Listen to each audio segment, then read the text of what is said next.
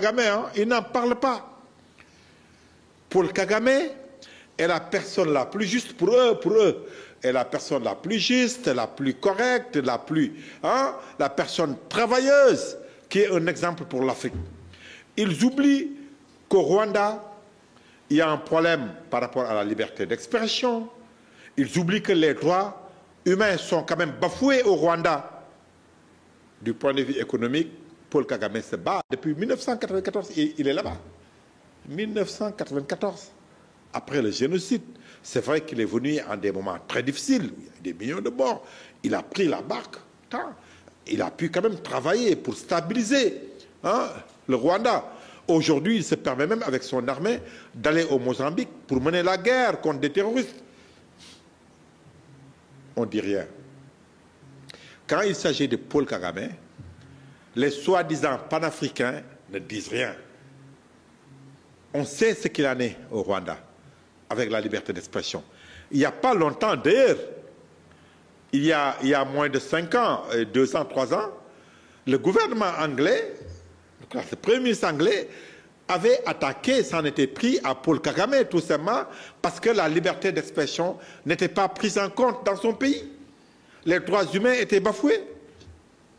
Et certains pensent que c'est à cause de ces attaques-là que Paul Kagame a voulu calmer le gouvernement britannique en signant ces accords. Et aujourd'hui, le gouvernement britannique, qu'est-ce qu'il dit? C'est un pays sûr, le Rwanda, il n'y a pas de... Voilà le prix que Paul Kagame a payé pour tout simplement faire venir par la force des migrants dans son territoire. Ça ne valorise pas l'Afrique, au contraire, ça déprécie l'Afrique. Parce que ces gens-là qui partent, ils n'ont pas donné ils n'ont pas demandé la permission à Paul Kagame d'aller en Angleterre. Donc ce n'est pas à Paul Kagame de prendre en charge ces inquiétudes au niveau de l'Angleterre. Mais les gens se sont battus contre ce projet-là pendant 2 ans. Même au niveau de l'Angleterre, les organisations de droits humains sont en train, Amnesty, les gens sont en train de se battre pour que cette loi-là ne puisse pas être appliquée. Et voilà que c'est un Africain, en l'occurrence, Paul Kagame, qui donne.